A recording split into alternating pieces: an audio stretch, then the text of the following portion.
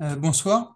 Je suis le docteur Ayé, je suis praticien hospitalier dans le service de médecine interne du professeur Amoura. Et c'est moi qui suis chargé de vous faire ce cours sur les corticoïdes ce soir. Alors, j'ai hérité de ce cours qui n'est pas un cours facile, parce que vous connaissez tous les corticoïdes, je pense, et c'est un médicament que vous devez à la fois détester et à la fois apprécier pour les bénéfices qu'il a pu vous apporter dans le passé. C'est un peu le Dr Jekyll et Mr Hyde des traitements qu'on peut vous proposer au cours du lupus. Je vais suivre un plan qui est assez simple. On va revenir sur l'historique de l'utilisation du cortisol en tant que traitement. Puis on parlera un peu de physiologie du cortisol, c'est-à-dire la manière dont le cortisol, qui est une hormone naturelle, elle est fabriquée par l'organisme, à quoi ça sert, comment c'est utilisé.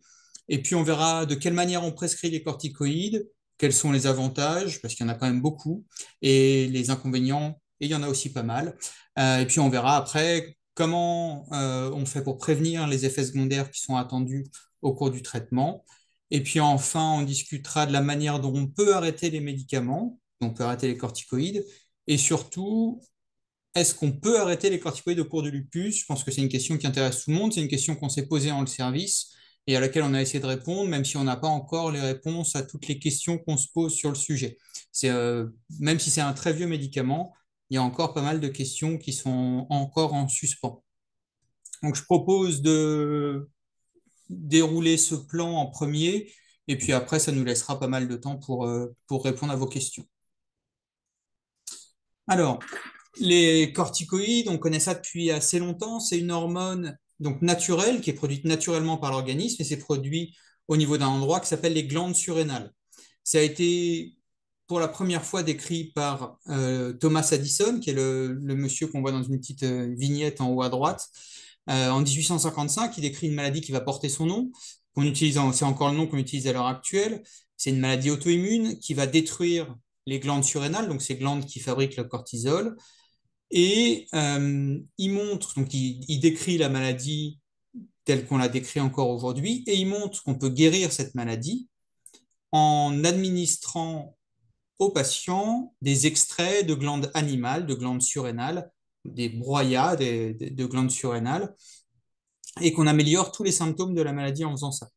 Donc ça va beaucoup intéresser les médecins et les scientifiques, et si bien que en 1933, il y a des chimistes qui arrivent à extraire de glandes animales le cortisol et qui arrivent à l'administrer à des patients. Et donc, au début, c'est pour guérir la maladie d'Addison, puis on se rend compte que ça a aussi un intérêt dans les maladies inflammatoires, et notamment dans la polyarthrite rhumatoïde. Et ils vont même obtenir le prix Nobel de médecine pour ça dans les années 50. C'est les débuts des corticoïdes en tant que traitement dans les maladies inflammatoires. Donc la polyarthrite rhumatoïde, ça a eu énormément de succès, hein, parce que vous êtes peut-être au courant, mais c'est Edith Piaf, elle a été traitée comme ça, ça a complètement révolutionné sa vie. Et il y a un peintre français, Dufy, Raoul Dufy, qui a aussi reçu ce traitement et ça a complètement transformé sa vie. Alors bien sûr, aux dépens d'effets secondaires, puisqu'on les mettait à des fortes doses, on ne connaissait pas encore tous les effets secondaires du traitement. Et vous voyez, maintenant, on a plus de 70 ans de recul, donc c'est des choses qu'on a appris à connaître. Au fur et à mesure, on va affiner nos connaissances sur les corticoïdes, et puis on va réussir à fabriquer des corticoïdes de synthèse. Donc là, à l'heure actuelle, c'est plus des corticoïdes issus de l'animal que vous avez, mais c'est des corticoïdes qui sont issus du laboratoire, qu'on a fabriqués en laboratoire, et on les a sélectionnés pour qu'ils aient des propriétés anti-inflammatoires plus fortes que le cortisol naturel, que l'hormone qu'on utilisait initialement. Donc tout ça, c'est à partir des années 50, et puis ça n'a pas beaucoup changé depuis cette époque-là en termes de traitement.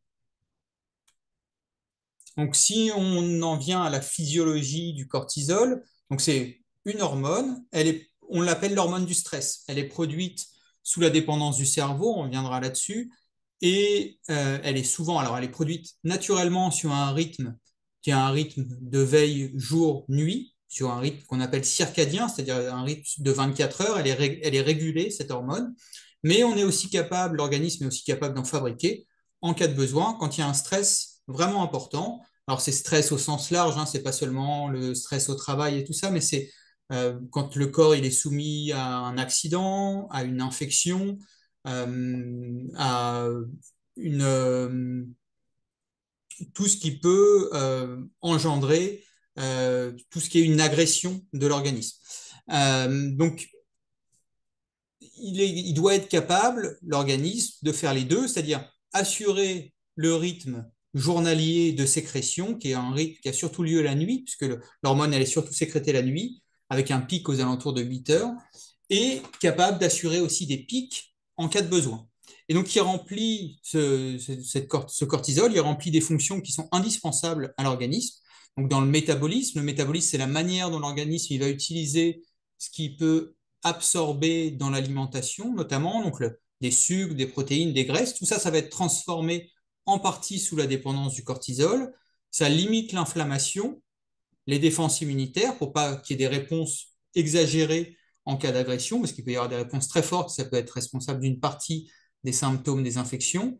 Et donc ça lutte contre le stress et les agressions, et puis ça rythme aussi notre alternance de veille et de sommeil. Mais ce n'est pas un hasard que ce soit présent au maximum dans l'organisme à 8 heures du matin, et ce n'est pas non plus un hasard qu'on ait un peu du mal à dormir quand on a trop de cortisone dans l'organisme, quand on en prend en traitement notamment.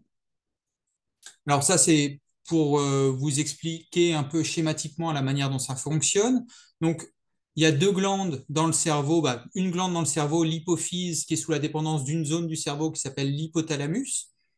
Et c'est cette région du cerveau qui va décider de la sécrétion de l'hormone.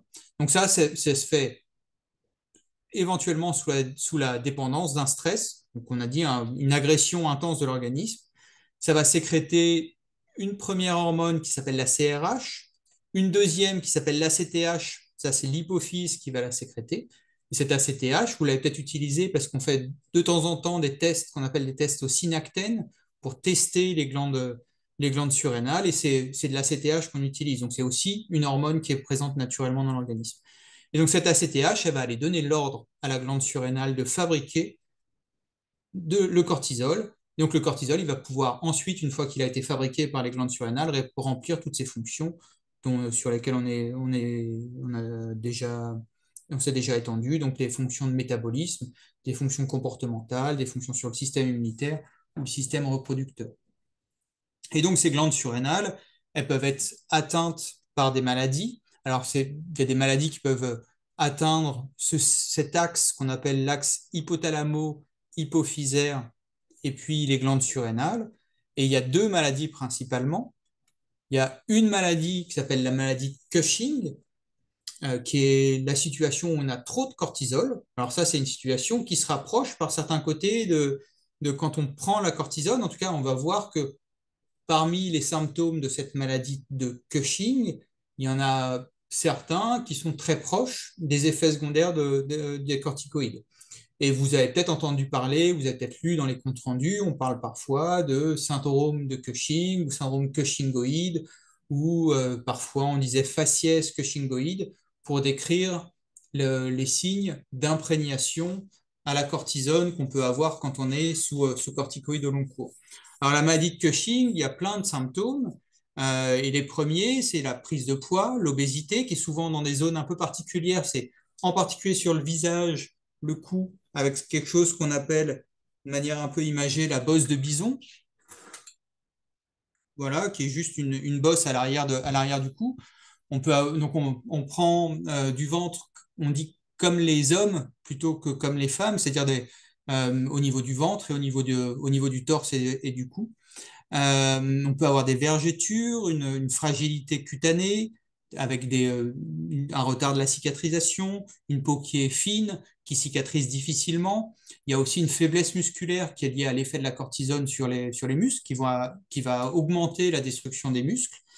Et puis, une tendance à avoir trop de poils, en particulier sur le visage, des rougeurs du visage, des choses qu'on peut remarquer souvent à un degré un peu moindre quand on est sous cortisone au long cours. Après, donc de l'autre côté de la balance, il y a le fait de ne pas avoir assez de cortisol. Et donc ça, la maladie caricaturale pour ça, c'est la maladie d'Addison dont on a déjà parlé tout à l'heure. Et ça, c'est quelque chose qui est beaucoup plus grave, en tout cas beaucoup plus urgent, beaucoup plus aigu, souvent que la maladie de Cushing, parce que c'est une maladie dans laquelle on peut faire des crises, en particulier quand on est soumis à un stress, c'est-à-dire une situation où normalement l'organisme il devrait réagir normalement, c'est en fabriquant plus de cortisol. Là, les glandes surrénales, elles ne fabriquent pas suffisamment de cortisol, elles n'arrivent pas à répondre à cette demande de fabrication de cortisol. Et donc là, il peut y avoir des crises qui peuvent conduire même jusqu'au décès des patients avec des déshydratations qui sont très importantes, de la fièvre, une hypoglycémie, des vomissements, des diarrhées. Voilà.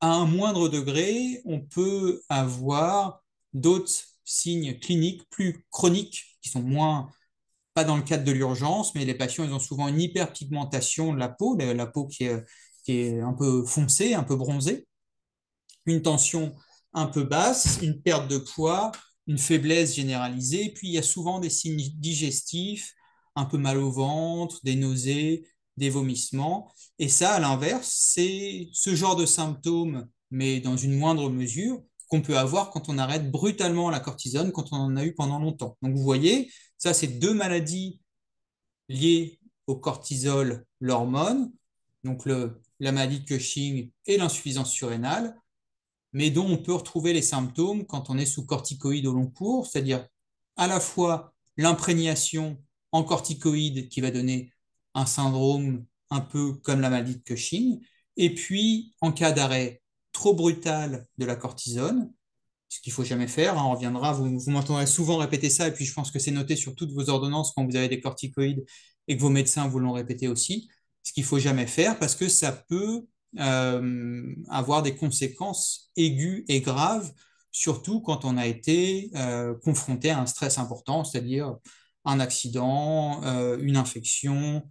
Ça peut être une infection aussi banale qu'une gastroentérite, hein. Une gastroentérite, ce qui va provoquer la déshydratation, ça peut provoquer une crise importante à laquelle normalement on devrait répondre en fabriquant plus de cortisol. Et là, l'organisme, il n'arrive pas à le faire. Alors, quand on décide de prescrire des corticoïdes, c'est souvent qu'on n'a pas le choix. Souvent parce que c'est le médicament dont on pense qu'il va le mieux soulager les patients, qui va être le plus rapidement efficace. On verra ça quand on va reparler de tous les avantages que représentent les corticoïdes.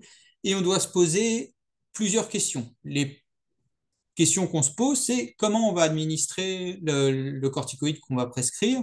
Est-ce qu'on va le donner en comprimé? Est-ce qu'on va le donner en perfusion? Est-ce qu'on va le donner de manière locale, c'est-à-dire en crème, en collyre, en injection dans une articulation? Est-ce qu'on va le donner en aérosol?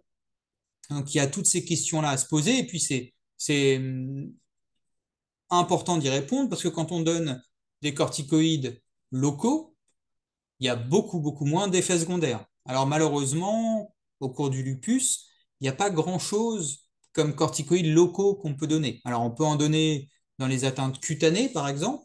Là, vous connaissez tous, à mon avis, les corticoïdes en crème qu'on peut donner quand il y a des atteintes cutanées du lupus. Beaucoup plus rarement, on donne des corticoïdes par voie intra-articulaire, c'est-à-dire en faisant des injections directement dans l'articulation.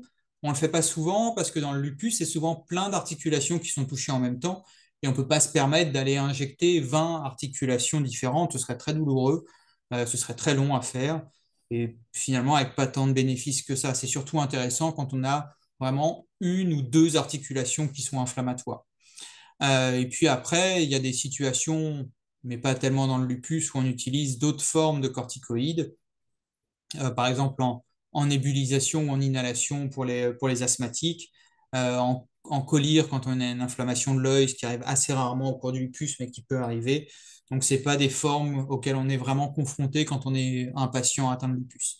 Les formes principales auxquelles on est confronté, donc c'est les crèmes, quand on a les atteintes cutanées, la forme orale le plus souvent, et puis quand on veut agir vite ou qu'il y a une atteinte sévère, ou que les patients sont très gênés, parce que ça nous arrive de le faire aussi en le service quand il y a une atteinte articulaire qui est très gênante et qu'on va mettre trop longtemps à s'améliorer par la voie orale, on utilise la voie intraveineuse. Ça, c'est une forme que nous, dans le service, on utilise beaucoup et qu'on aime bien.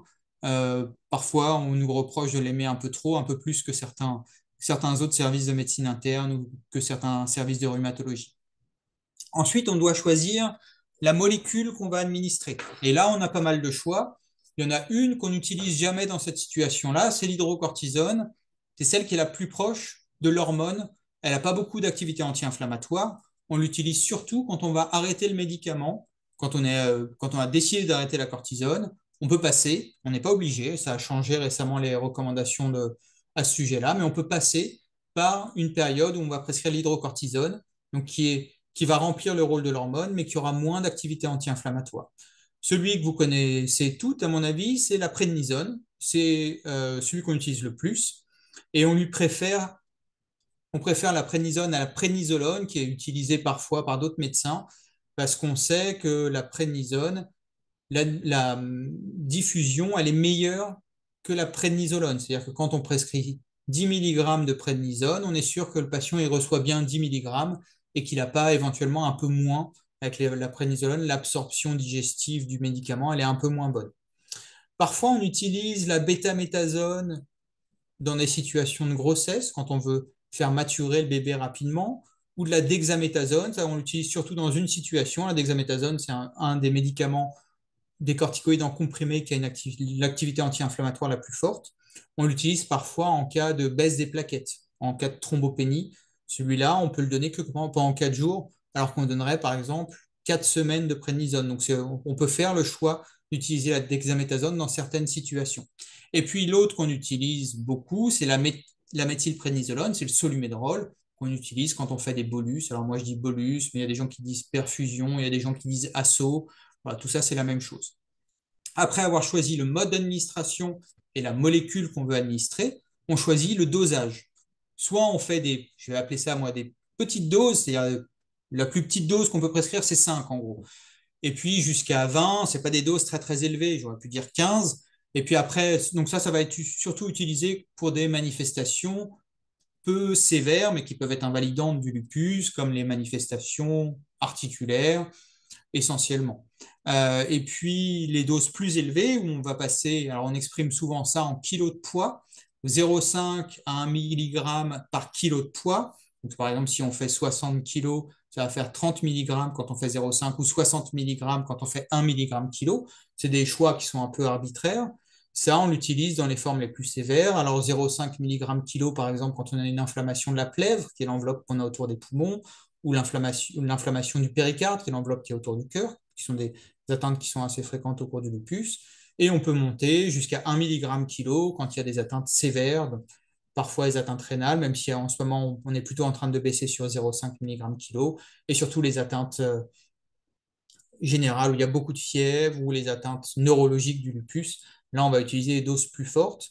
Alors, en sachant qu'on est souvent passé, dans ces cas-là, quand il y a une atteinte sévère, par des doses très élevées, à 500 ou à 1000 mg. Cette fois, ça se fait par voie intraveineuse en bolus. Et puis, on va choisir enfin la durée du traitement. Alors, malheureusement, dans le lupus, c'est rarement des durées courtes. Une fois qu'on a commencé le traitement, c'est souvent un traitement qui va être prolongé pendant plusieurs mois à plusieurs années. Mais il y a certaines pathologies, par exemple les ORL, ils vont donner ça pour des sinusites, ils vont donner 5 jours de corticoïdes, par exemple. Donc ça peut être quelques jours à quelques semaines, et voire plusieurs mois, plusieurs années, en fonction des atteintes, en fonction de la maladie, en sachant on sait quand on commence, mais c'est plus difficile de savoir quand on arrête les corticoïdes. Et puis, bien entendu, quand on prescrit des corticoïdes, on prescrit plein de mesures d'accompagnement. On y reviendra souvent. De la vitamine D pour renforcer les os, du calcium, c'est pareil. Parfois du potassium, parce qu'on peut perdre du potassium quand on est sous cortisone. Parfois des protecteurs gastriques, parce qu'on peut avoir mal à l'estomac quand on est sous cortisone. Et puis, on prescrit aussi souvent un régime. En tout cas, on doit aborder ce sujet-là. Et puis, on prescrit souvent et de plus en plus de l'activité physique. Donc, en pratique, tous ces choix que le médecin il a fait, le choix de la dose, de la molécule, de la voie d'administration, la durée du traitement, ça dépend des études scientifiques. C'est-à-dire il y a des études scientifiques qui nous disent dans l'atteinte rénale du lupus, on peut donner entre 0,5 et 1 mg kilo, par exemple, de cortisone. Il y a d'autres études qui vont nous dire bah, ça ne sert à rien de monter au-delà de tant de cortisone pour une atteinte articulaire. Donc, on s'appuie là-dessus.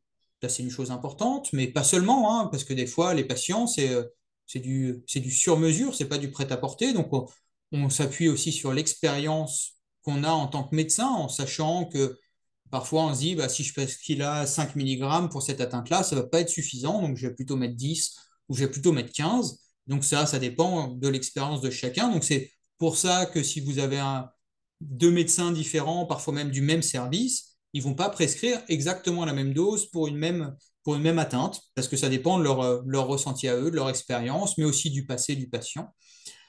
Et ça dépend aussi des habitudes de service. Si vous êtes suivi à la Pitié-Salpêtrière, on ne va pas avoir le même dosage de cortisone que si on est suivi à Cochin. On ne va pas forcément avoir la même voie d'administration. On ne va pas avoir forcément des perfusions par voie intraveineuse. Donc, il y a plein de choses qui dépendent aussi des habitudes du service. Nous, il est vrai qu'on est un service qui prescrit pas mal de cortisone parce qu'on pense que c'est ce médicament-là qui rend le plus de service et le plus rapidement aux patients. Dans tous les cas, le traitement, il doit être diminué progressivement selon la prescription du médecin.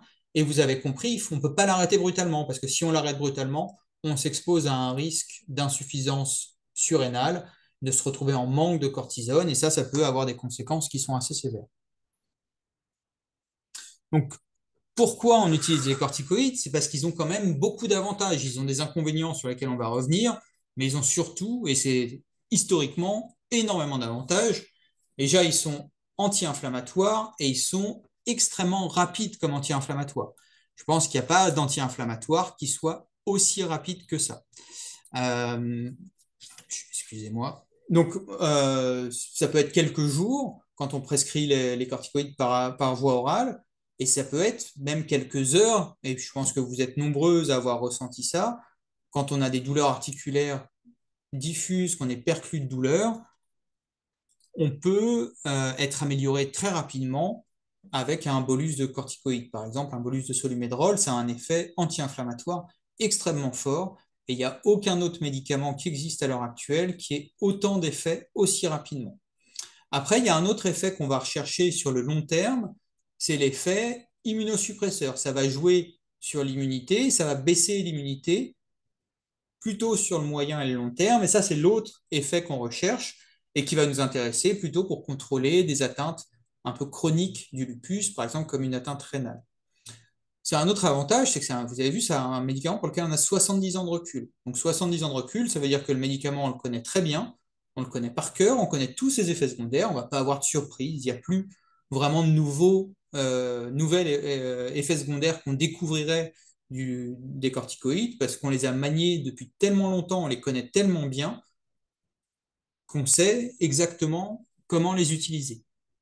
Et puis, ce qui est aussi pratique avec la cortisone, contrairement à certains autres médicaments, c'est qu'on peut vraiment adapter la dose à chaque patient. On plein de dosages différents qui permettent de prescrire 7, qui permettent de prescrire 12, qui permettent de prescrire 70. On a vraiment plein de possibilités et on peut rechercher comme ça, en fonction, pour chaque patient, en fonction de ses atteintes, la dose minimale efficace, la dose la plus basse à laquelle le patient va être bien.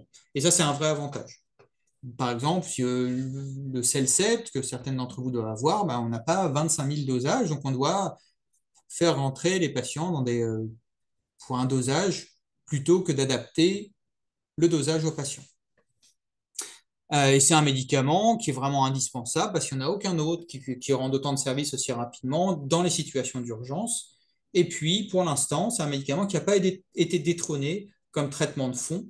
On n'a pas de médicament qui ait fait la preuve d'autant d'efficacité. Et puis, il a un autre avantage, c'est qu'il est efficace dans toutes les atteintes du lupus. Il y a certains médicaments on va privilégier dans certaines atteintes, le CLCEP dans les atteintes rénales, le méthotrexate que vous devez, pour certains d'entre vous, avoir pour les atteintes articulaires. Et ben, la cortisone, ça va marcher dans les atteintes articulaires, dans les atteintes rénales, de manière indifférenciée. Et donc ça, c'est aussi un vrai avantage.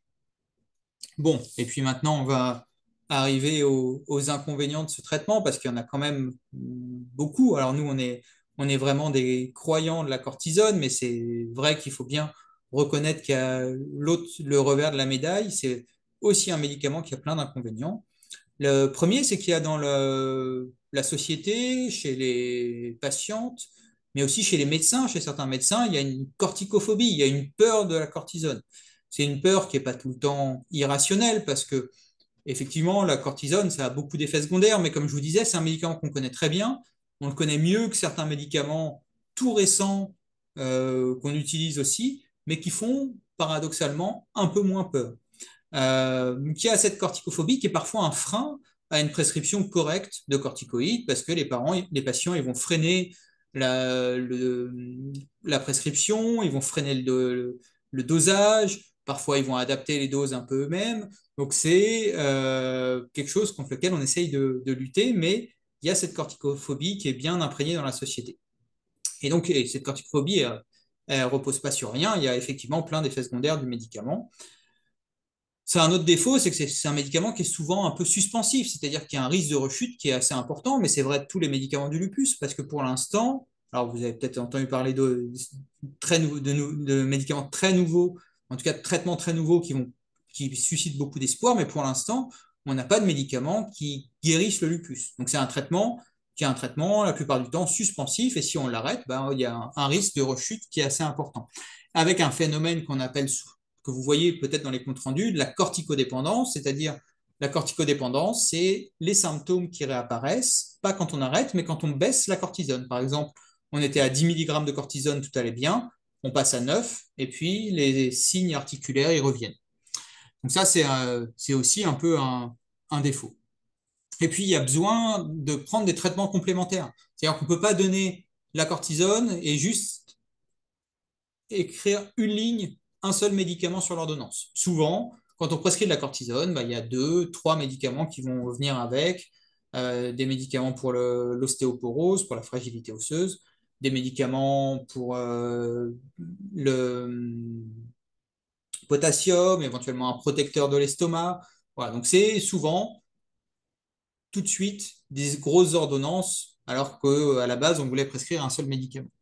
Et puis, il y a le risque de sevrage si on arrête brutalement, c'est-à-dire un peu comme quand quand on a une addiction, c'est-à-dire que si on arrête brutalement, on peut avoir des symptômes qui sont liés à un manque de cortisone auquel on s'était un peu habitué. Et puis le risque d'insuffisance corticotrope, alors ça, j'ai appelé ça insuffisance surrénale, c'est plus exact d'appeler ça insuffisance corticotrope, mais c'est un peu compliqué de vous expliquer pourquoi, mais on va dire que c'est synonyme. Et donc, il y a ce risque de faire des complications liées au manque de cortisone dans l'organisme et donc à une mauvaise réponse au stress. Donc, si on en vient aux complications de la corticothérapie, les plus grandes complications, c'est les complications qu'on appelle métaboliques. Et c'est celles que craignent la plupart du temps les patients, mais les médecins, ils craignent aussi ces complications-là, parce que nous, on n'a pas envie que les patients aient des effets secondaires en plus, on n'a pas envie qu'ils aient des maladies en plus qui seraient liées au traitement qu'on leur a prescrit. Donc, c'est aussi quelque chose que nous, on a tout le temps à l'esprit et qu'on va essayer de limiter. Donc, les corticoïdes, ça fait prendre du poids. Alors, ce n'est pas systématique, mais c'est assez fréquent. Et cette prise de poids, elle est liée aux effets métaboliques de la cortisone, mais aussi au fait que la cortisone, ça ouvre l'appétit. Très souvent, quand on est sous cortisone, il y a des fringales et on a parfois du mal à les réfréner. Parfois, on a du mal à les réfréner, d'autant plus que quand on est malade, on a besoin d'un peu de réconfort et que c'est parfois la solution la plus facile de se tourner vers du chocolat, des bonbons, des gâteaux. Voilà, ce qui est effectivement pas la meilleure idée, mais c'est difficile de jeter la pierre sur les patients pour ça. Là où c'est compliqué, c'est que cette prise de poids va se faire souvent d'une manière qui est un peu disgracieuse pour les patientes, parce que ça va être une répartition, on dit facio-tronculaire, sur la face et le tronc, donc avec un gros ventre, un cou qui augmente, le visage qui augmente de volume aussi, et la fameuse bosse de bison qui est un peu péjorative, mais qu'on continue à utiliser. Et puis, il va y avoir d'autres effets qui sont un peu plus insidieux. Ça va faire fondre les muscles. Donc, ça va en plus faire une espèce de cercle vicieux, c'est-à-dire les efforts vont être plus difficiles si on a moins de muscles. Et donc, on va avoir plus du mal à bouger, on va plus risquer de prendre du poids. Donc, c'est un vrai cercle vicieux qui peut s'installer. Dans le même sens, il y a une fragilité osseuse qui peut apparaître, donc avec un risque de fracture osseuse, et pour lesquels ça, c'est quelque chose qu'on va essayer de prendre en charge et qu'on va essayer de prévenir en donnant des médicaments. Il peut y avoir une perte de potassium. Alors, qui se traduit la plupart du temps par des crampes. Quand on a des crampes sous cortisone, c'est souvent à cause de ça. C'est pas systématique, mais chez certains patients, on est amené à donner un médicament, du potassium, pour essayer de contrecarrer cette perte. Un phénomène qui est assez rare, mais ça peut donner des nécroses au niveau des os. Alors, c'est des nécroses qui sont très invalidantes. Ça peut abîmer notamment les hanches. Et puis, parfois, ça peut conduire jusqu'à des remplacements de hanches par des prothèses. Un risque qu'on essaye de prévenir, c'est le risque de diabète, qui est un risque important. Alors, il ne faut pas imaginer que c'est la cortisone qui va être entièrement responsable des choses. C'est-à-dire que le diabète, la cortisone, c'est souvent juste un révélateur. Moi, j'ai souvent coutume de dire que c'est un peu la goutte d'eau qui a fait déborder le vase. C'est-à-dire quand on a de quoi développer un diabète, souvent parce qu'on a eu des antécédents dans la famille, parfois parce qu'on a eu un diabète gestationnel, un diabète pendant la grossesse, on est à risque de développer un diabète. Et ce diabète, il va peut-être se développer si on garde le même mode de vie dans 10 ans. Et si on est amené à prendre de la cortisone, il va se développer beaucoup plus rapidement, peut-être en quelques semaines ou en quelques mois. Donc c'est une sorte d'accélérateur de diabète, même s'il n'est pas responsable, les corticoïdes ne sont pas responsables tout seuls du développement du diabète. C'est-à-dire qu'il y avait tout pour développer un diabète. Et puis, ça peut perturber un peu le bilan lipidique, donc augmenter le cholestérol, augmenter les triglycérides. Et tout ça, l'obésité, le diabète, la prise de poids, le bilan du cholestérol, ça augmente le risque cardiovasculaire, c'est-à-dire le risque de faire des infarctus du myocarde, le risque de faire des accidents vasculaires cérébraux. Donc ça, c'est un risque qui est très important et c'est même devenu une des principales causes de morbidité, c'est-à-dire de complications au cours du lupus ou même de mortalité au cours du lupus. C'est le risque cardiovasculaire, donc c'est un risque auquel nous, on est très sensibilisés, auquel on essaye de vous sensibiliser aussi, notamment quand on organise des hôpitaux de jour, par exemple, pour faire du dépistage de ces facteurs de risque cardiovasculaire. Alors, tous ces risques qui surviennent essentiellement, alors ça n'a pas été prouvé ça au cours du lupus, mais ça a été prouvé au cours de la polyarthrite rhumatoïde, ces risques qui surviennent surtout quand on a plus de 7,5 mg de cortisone pour plus de 3 mois. Alors, souvent, on a ces doses-là quand on a une atteinte rénale du lupus, par exemple, on garde des doses qui sont plus élevées que 7,5 mg pendant 4-5 mois. Voilà, mais on essaye de baisser rapidement et pour atteindre au minimum aux alentours de 6 mois un dosage de l'ordre de 5 mg. Et normalement, quand on revient à ce dosage-là, on retourne sur le risque de la population générale en termes de risque cardiovasculaire, risque de faire des infarctus et des accidents vasculaires cérébraux, et en termes de risque de faire de l'ostéoporose. Alors, il y a plein d'autres complications. Il n'y a pas que les complications métaboliques, même si c'est celles qu'on a le plus souvent à l'esprit. Ça augmente un peu le risque d'infection. Et nous, les infections qu'on voit le plus souvent aux fortes doses, c'est les virus, par exemple les virus herpès, faire des boutons de fièvre qui reviennent très régulièrement, ou faire des zonas qui sont très ennuyeux, qui peuvent laisser des douleurs, pour lesquelles maintenant on a des protections, on a des vaccins contre le zona qu'on va vous proposer, je pense, assez largement dans les mois et les années à venir.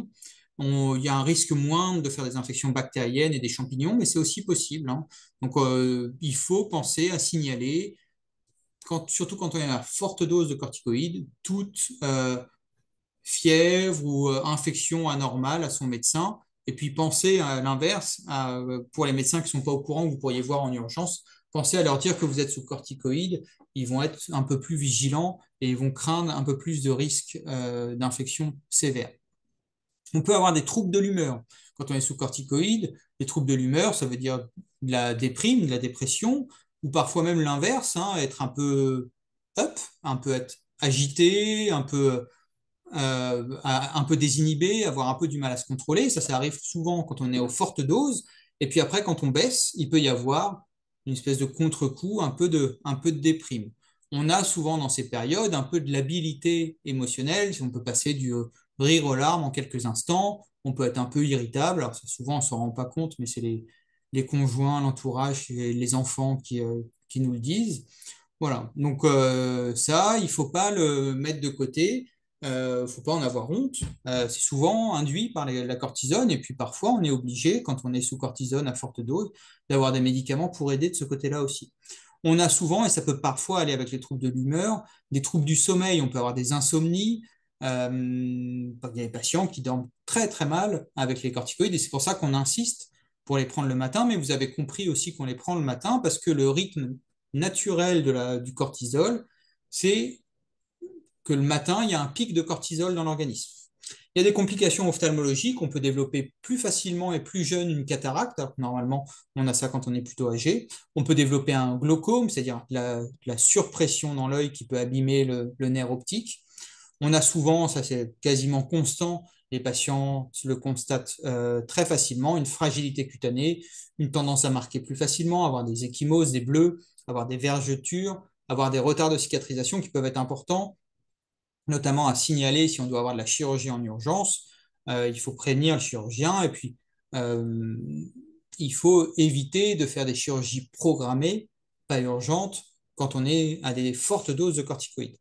Il y a un risque d'ulcère gastrique dont on sait maintenant avec le temps qu'il n'est pas si important que ça, mais il faut penser à le prévenir, surtout chez les gens qui ont déjà eu des ulcères. Et puis, ça peut avoir un impact sur le cycle menstruel, ça peut perturber le cycle, et parfois même, ça peut le faire disparaître les règles, surtout quand on a eu de la cortisone à très forte dose. Après des bolus, par exemple, quand on a 1 gramme, 3 jours d'affilée, il peut arriver que les règles disparaissent pendant plusieurs mois. Une autre partie du problème, c'est que les corticoïdes, ils peuvent interagir avec certains autres médicaments. Alors, le problème auquel nous, on est confronté le plus fréquemment, c'est les anticoagulants. Quand on est sous antivitamine K, certaines d'entre vous doivent être sous Coumadine ou Préviscan. C'est surtout quand on a associé au lupus un certain nombre d'antiphospholipides. Quand on a des corticoïdes à forte dose, surtout les bolus, ça peut déséquilibrer le traitement anticoagulant et augmenter le risque de saignement. Donc, dans les jours qui suivent des bolus de solumédrol quand on est sous anticoagulant, il faut être assez vigilant parce que ça va tout perturber, ce qu'on appelle les INR. Euh, il faut se méfier de l'association aux anti-inflammatoires non stéroïdiens, par exemple le Voltaren, le kétoprophène, ces choses-là, parce que qui sont aussi des anti-inflammatoires comme la cortisone. Et quand on donne les deux ensemble, ça augmente assez considérablement le risque d'ulcère gastrique. Donc on essaye d'éviter de les mettre ensemble. La plupart du temps, c'est contre-indiqué. Dans certaines situations, on accepte de le faire, mais il faut vraiment que la cortisone soit à petite dose. Par exemple, les AINS, les anti-inflammatoires, ils sont souvent utilisés pour les douleurs menstruelles, pour les douleurs de règles. Donc on peut accepter cette prescription-là quand la cortisone, elle a été vraiment baissée à 5 mg et souvent en mettant en plus un protecteur gastrique.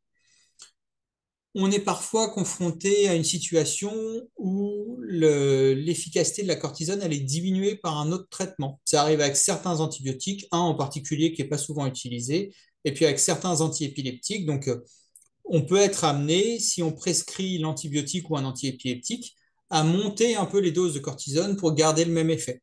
Mais en gros, il n'y aura pas plus d'effets secondaires parce que la cortisone va rester au même dosage dans l'organisme. Et puis, ça, c'est un peu ennuyeux quand on a prévu de voyager. Il y a une contre-indication à l'utilisation des vaccins vivants. Quand on a plus que 10 mg de cortisone par jour, on ne peut pas faire le vaccin pour la fièvre jaune, par exemple, et il n'a pas vraiment de remplaçant. On ne peut pas faire non plus le vaccin contre la rougeole, alors c'est pas oreille, mais c'est oreillon, rubéole. On ne peut pas faire non plus le vaccin contre la tuberculose, mais ça, on le fait pas quand on est adulte dans tous les cas. Alors, comment on va prévenir ces complications, ces effets secondaires de la cortisone? Quelles sont les mesures à prendre quand on est sous cortisone? La première, c'est d'équilibrer son alimentation. Alors c'est vrai qu'on a moins le droit de se faire plaisir quand on est sous cortisone avec l'alimentation. Voilà, ça ne veut pas dire on doit se priver complètement. Euh, L'idée, c'est d'avoir une alimentation équilibrée, qui est à peu près l'alimentation qu'on recommande dans la population générale, en faisant attention, mais c'est valable pour tout le monde, y compris quand on n'est pas sous cortisone ou quand on n'a pas un diabète, en faisant attention aux aliments qui sont très transformés, aux aliments qui sont très riches en sucre. Et puis, il faut vraiment se méfier quand on est sous cortisone de la fringale et du grignotage. Donc, moi, je préviens parfois les patients d'essayer d'avoir quelque chose pour calmer la faim dans leur poche, toujours sur eux. Je sais pas, que ça puisse être une pomme, des carottes, quelques noix, du fromage blanc, des choses qui sont saines et qui évitent de se rabattre sur un distributeur où on va manger des cochonneries qui vont être exactement ce qu'il ne faut pas manger quand on est sous cortisone à forte dose. Et en dehors de ça, c'est une alimentation qui est plutôt équilibrée, donc riche en légumes, riche en fruits, on a le droit de manger des féculents, même s'il faut faire un peu attention pour en manger en trop grande quantité. On mange des produits laitiers parce que c'est bon pour les os. On mange des protéines pour avoir de la force et pour lutter contre la perte musculaire. Donc, c'est équilibrer son alimentation. Le sel, vous en entendrez beaucoup parler. Il y a beaucoup d'a priori sur le sel dans la cortisone. Et puis, tout le monde va parler de ça quand on est sous cortisone. Les patients, on leur tient un propos assez libéral sur le sel dans le service. Et puis quand ils reviennent, la fois d'après, ils ont eu tellement la pression de tout leur entourage que souvent, ils ont arrêté complètement de manger du sel, alors que dans la plupart des cas, c'est pas nécessaire. C'est pas nécessaire d'aller manger du pain sans sel. C'est pas nécessaire de pas du tout saler ses aliments. Il faut juste faire attention, mais dans l'absolu, l'ensemble de la population en général doit faire attention. Il y a quelques situations précises où on va donner des instructions plus claires et plus restreintes sur le sel. Par exemple, quand le rein ne marche pas et qu'on a tendance à avoir des œdèmes, il faut limiter le sel. Quand on a de l'hypertension artérielle, quand on a un problème de foie, quand on a un problème de cœur, mais ce n'est pas la majorité des patients qui ont un lupus. Donc, le sel, on a le droit de saler quand on fait la cuisine, par exemple, mais c'est bien de ne pas ressaler dans son assiette.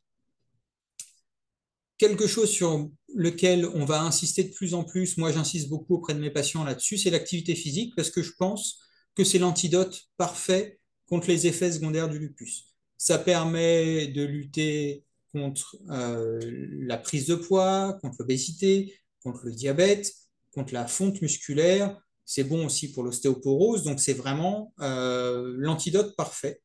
Maintenant, il y a même l'activité physique adaptée qui peut être obtenue sur ordonnance. C'est souvent fait, il faut se rapprocher de la mairie de la ville dans laquelle vous vivez. Il y a très souvent des maisons, on appelle ça sport santé la plupart du temps.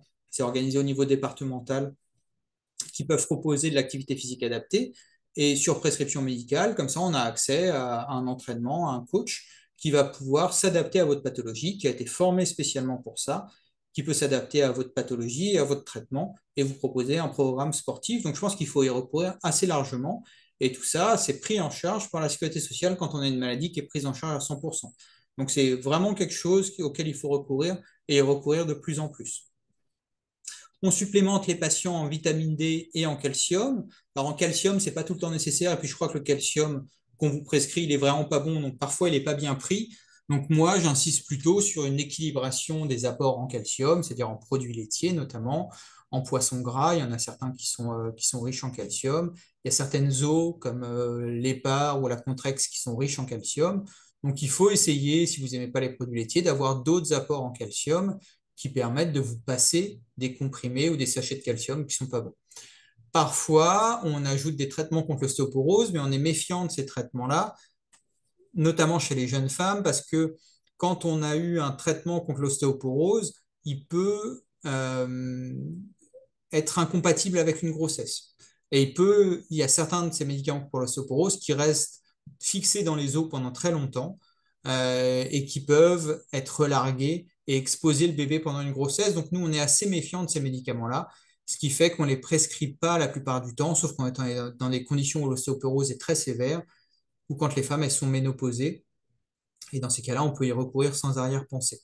Il faut mettre à jour le calendrier vaccinal, c'est-à-dire aller régulièrement chez son médecin traitant pour faire les vaccinations habituelles, l'étécoque, polio et tout ça, pour ne pas s'exposer à un risque qui n'est pas utile. On propose, nous, très souvent les vaccins contre le pneumocoque, qui est la bactérie qui donne le plus de pneumonie et auquel on est exposé quand on a un déficit immunitaire. On propose très régulièrement, et puis parfois on vous le fait aussi quand vous venez dans le service, le vaccin contre la grippe, le vaccin contre le Covid. Et plus récemment, on a le vaccin pour le Zona qu'on peut utiliser maintenant, qu'on utilise maintenant depuis l'été dernier, et qu'on va sûrement être amené à proposer très largement parce que c'est une complication qui est assez fréquente chez les patientes qui ont un lupus. De manière non systématique, on peut prévenir l'ulcère gastrique en donnant des protecteurs gastriques, j'en ai déjà parlé, ou la carence en potassium en vous apportant du potassium. Et puis surtout, on surveille et on dépiste les complications. C'est-à-dire qu'on prend la tension, on pèse, on dépiste le diabète en faisant des prises de sang, on dépiste l'ostéoporose en faisant des ostéodensitométries, des radios pour vérifier la densité de l'os. Donc tout ça, ça doit faire partie du suivi qu'on a quand on est sous cortisone. Je vous mets cette pyramide de l'alimentation, vous pourrez la retrouver très facilement dans un petit fascicule dont je vous mettrai les références à la fin, qui est un fascicule qui a été fait par la filière des maladies auto-immunes et auto-inflammatoires, la FAI2R. Donc je vous suggère de vous y reporter. C'est juste pour expliquer ce que devrait être une alimentation équilibrée. Ça devrait être l'alimentation de tout le monde, c'est-à-dire beaucoup de fruits et de légumes, des glucides de bonne qualité, des légumineuses, des protéines et des produits laitiers, pas énormément de gras parce que c'est très dense en calories les gras, et le moins possible de pâtisserie, soda, sucreries, euh, les jus de fruits, il faut s'en méfier parce qu'un jus de fruits, moi j'ai l'habitude de répéter que c'est pareil qu'un verre de Coca-Cola, un verre de jus d'orange. Donc, euh, donc faites attention à ça. Ça ne veut pas dire que vous n'avez pas le droit d'en manger. Vous avez le droit de vous faire exceptionnellement un restaurant, un repas plaisir. Moi, je dis souvent, bah, vous faites un repas plaisir une fois par semaine où vous mangez tout ce que vous voulez pour faire baisser la frustration. Ça n'aura pas d'impact au long cours sur la prise de poids, sur l'obésité, sur le diabète et tout ça, mais ça va permettre de relâcher un peu la pression si c'est très difficile pour vous d'avoir une alimentation qui est un peu plus stricte que d'habitude. Voilà, mais c'est en gros l'attitude qu'on doit avoir au quotidien. Alors, on va maintenant aborder la question de est-ce, comment on arrête les corticoïdes et puis est-ce qu'on peut arrêter les corticoïdes au cours de lupus? Alors, surtout, mais vous avez compris, quand on en arrive là, l'arrêt des corticoïdes, c'est sur une prescription médicale. C'est pas on arrête les corticoïdes dans son coin parce qu'on s'expose à un risque qui est super important. Vous avez en haut à droite la petite carte des insuffisances surrénaliens. Alors, on ne l'a pas souvent quand on était sous cortisone, parce que ça, c'est réservé aux gens qui ont la maladie d'Addison ou une maladie équivalente. Mais c'est pour comprendre que c'est un risque d'arrêter brutalement la cortisone quand on en a depuis longtemps. Donc, il ne faut pas le faire sans avis médical. Si vous avez à tout prix envie d'arrêter la cortisone, il vaut mieux être accompagné par le médecin qui pourra le comprendre, qui vous exposera les risques, mais qui pourra le faire correctement plutôt que de le faire toute seule dans votre coin où là, vous vous exposez à un risque qui est vraiment super important. Donc, ça se fait progressivement, jamais brutalement. Et la décision, habituellement, s'il n'y a pas de complications de la cortisone, il n'y en a pas beaucoup, hein, des complications de la cortisone qui exigent qu'on le baisse ou l'arrête très rapidement, parfois certaines complications psychiatriques, certaines complications oculaires qui peuvent justifier qu'on l'arrête, qu'on le baisse très rapidement. Mais la plupart du temps, on peut le faire sur plusieurs mois, très progressivement, et donc sur prescription médicale. Alors ça, il y a plusieurs étapes pour arrêter les corticoïdes en toute sécurité. Ça a changé il n'y a pas longtemps, donc ça va probablement pas correspondre si certaines d'entre vous ont déjà arrêté la cortisone dans le passé.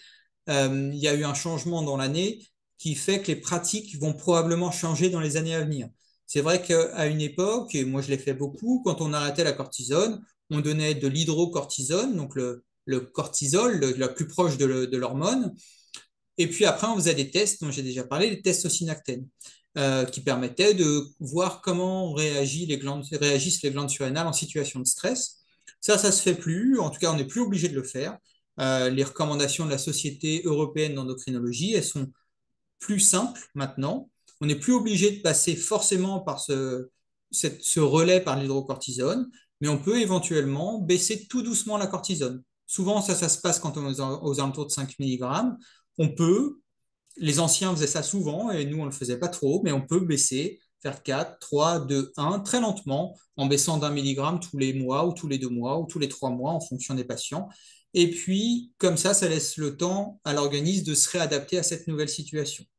Bien sûr, en étant bien au courant des risques éventuels, du risque d'insuffisance corticotrope, et qu'il faut penser à prévenir quand on est dans une situation d'urgence, quand on a une infection, quand on a une opération, quelque chose comme ça. Il faut penser à prévenir les médecins qui vous prennent en charge parce qu'ils voudront peut-être prévenir les risques. Donc en tout cas, on peut le faire en allant tout doucement comme ça.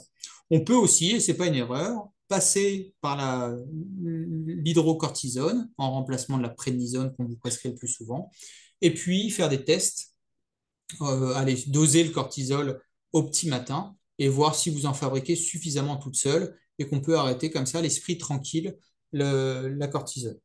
Dans tous les cas, il faut qu'on vous informe bien des risques, qu'on vous éduque aux risques et aux symptômes de l'insuffisance corticotrope, et il faut que vous soyez bien prévenu que quand on décide d'arrêter la cortisone, il y a un risque de rechute qui n'est pas nul. Et c'est justement de ça dont on va parler maintenant.